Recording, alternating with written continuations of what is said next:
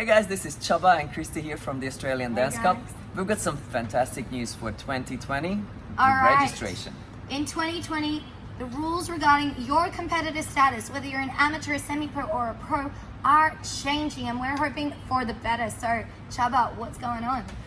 I believe that every competition has to go through an evolution, and I think we are right there, okay? I had a lot of problems at my studio as well about deciding who's an amateur and who's a semi-professional, and probably you guys came across to this a lot as well. We had a lot of complaints at Australian Dance Cup about, let's say, people, taught a class, got paid, did a show in the past, got paid, but truly it has nothing to do with their skill levels, and in my eyes they should be still an amateur. Just because sometimes they got paid. Up until now, our rules said as soon as you got paid for any kind of dance activity, you have to be a semi-professional. And that could be in another dance style as well, which we all know just having a dance background in another style doesn't always translate to Latin dance. Exactly. Strippers, they gotta live as well, but it doesn't mean they can salsa. I'm kidding. Anyway, let's get forward. It's true. They really have performance skills. They know how to work it. Anyway, We digress. so let's get back to it. I believe that every other profession being broken down, if you got paid, you are a professional. If you haven't got paid, you are not a professional, but they have a certification process. So even if you are a doctor, even if you are a plumber, anything, you have to go through a training, a schooling, an apprenticeship, and after that an examination, and you get qualified, and that's when you become a professional, and that's when you get paid. Now in dancing we are backwards because we don't have an authority or a body who can give you that you are now Latin dance coach, Latin dance teacher, Latin dance professional. We don't have any kind of authority or a board who can decide this for Australia or for an individual. So we could only classify people by if you got paid or not. This is where the problem started with our competitions, and I suggested between all of our Australian professionals to create a board like this, and we are right now on a process to have qualified teacher training program, to have certified teachers for Australia and certified professionals for Australia. So what's happening as a transition right now for Australian Dance Cup is what I say that let's go crazy. Let's just decide whoever want to be in whatever category. So if you truly think that you are an amateur, you got pushed up because your partner was a semi-pro and now you're a semi-pro, you can drop back into amateur. If you taught a couple of classes but you're not doing it anymore for money, you can be an amateur again. If you are a dance teacher who's teaching for money, I say you should be a semi-professional. Don't go around it, don't beat around the bush. Let's just, get it. I'm a semi-pro, I'm getting paid, done. But if you done a show 10 years ago, you were a go-go dancer in a bar, no shame, I've done it as well. But it doesn't make you a semi-professional in salsa. So we would like you to judge yourself in a fair way. If you don't know how to judge yourself, maybe ask your dance teacher what do they think, because we have a big group with all of the dance teachers in Australia. And by the way, we're just saying for now, we want you to judge yourself. So the registrations for the Australian Dance Cup are open until the 1st of May. And so if you think you're an amateur, great, you don't need to do anything. If you've competed as a semi-pro in the past, or you were planning to move up to semi-pro this year, before the 1st of May, you can claim your semi-pro status. Same thing with professional. However, after the 1st of May, what we want to do is start to introduce these qualifications to actually train you up as teachers, if you choose to, through the Latin Dance Federation. And we are, as Chaba said, in the process of forming a board right now to put that all together, and the idea is to raise the standard of the Latin dance industry. So we've got great qualified teachers everywhere, but so that at the same time, people in competitions don't get discouraged by, oh my God, I got dobbed in and I have to compete in semi-pro now, and then go, well, guess I'm in semi-pro now, may as well open my own dance classes, when their skill level really isn't there. We want to make sure we have the highest quality dance classes Australia-wide with our teachers. Absolutely. So right now, back to registration, you can claim you are an amateur, you can claim you are a semi-professional, or you can claim you are a professional as well.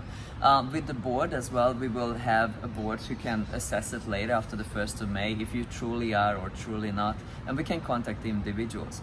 Even with the board, if you became a semi-professional, but let's say you had an accident or anything like that and haven't danced for 5 years, and you want to come back and just enjoy dancing and you don't want to teach again, you don't want to make money out of it, you can even step back to amateur. So it's not just an upward process, but you can actually go down as well, because dancing is a skill that you don't use it, you lose it, right? So not everybody wants to teach for the rest of their life. Just because for, let's say, 6 months they taught for money, but they haven't taught for 5 years after, they can even step back into amateur.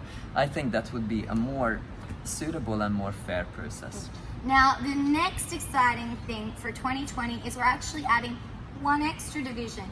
Now, of course, we've always had amateur, semi-pro, and pro, but now that we're widening the field for amateur so we can have higher levels of amateur, we want to make sure that it's still accessible for newbies to come and dance and compete for the first time with a little bit more confidence. So we are introducing the novice category as well. So think of novice category as beginner amateur competitors. Now I say beginner competitors because yes, you may have been dancing for 10 years, but you've never competed in your life.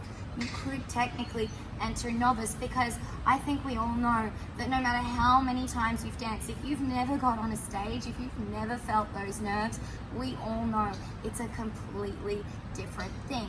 Now, the rules for novice are going to be very, very interesting.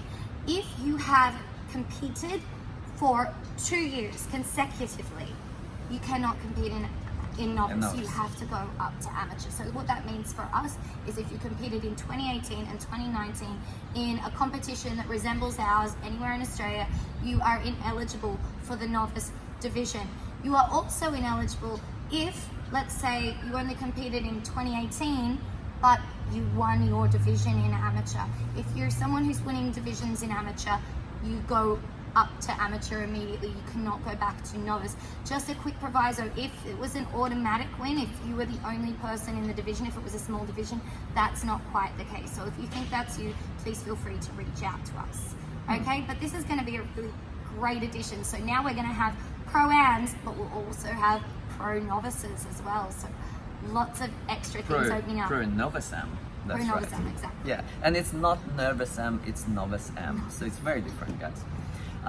So that opens up a lot of new categories for a lot of new competitions. And sometimes your teacher said, look, I already have 2 pro-ams, I can't take you. Maybe you can go back to your teacher, to your professional, and go, look, I am actually truly a novice amateur, can you dance with me? And maybe your teacher will go, yes, because it's a separate category, fantastic. Now we know that no rules can be perfect and flawless. So we're also relying a little bit on you here. So if you do feel like maybe you could qualify as a novice, but you go, you know what, I've actually been doing shows on the side for like a few years, I've been performing in teams, at balls or whatever, and you go, you know what, I'm probably not in novice, you're welcome at any point in time to step up to amateur, no matter whether you've been competing for less than 2 years or you've never won. You're welcome to jump into amateur. No restrictions. The only restrictions that exist on the people who can do novice. Okay, so if you're an experienced competitor in amateur, you cannot do novice. Exactly. You've been competing for 5 years in amateur. Sorry, you can't do novice anymore. Off the table. Yes. I hope you guys are going to enjoy these rules. I'm sure it's going to be plenty of questions. So please just email us. Email myself, info@australiandancecup.com. That's the best way to get in contact with us. We will straight away send you back on the registration forms. You have your email, our email address as well. Please just ask as many questions as you like about where you fit in. And we're going to have these new definitions up on the website, and of course we're going to have our new early bird registration available on the website as well. So many exciting things. And a quick little side note, if you are looking at our registrations, have a little look right at the end. You're going to have an opportunity to grab yourself a bargain with some dance shoes, and all of the profits from dance shoe sales will be going to the Latin Dance Federation to support free classes for kids to get into Latin dance and really grow the Latin dance scene. So if you need some new shoes, do have a little look at that. And reach out to us if you have any questions about that. Cool, awesome. I'm looking forward to see you guys at Australian Dance Cup, 22nd to 24th of May on the Gold Coast. See you there. See ya.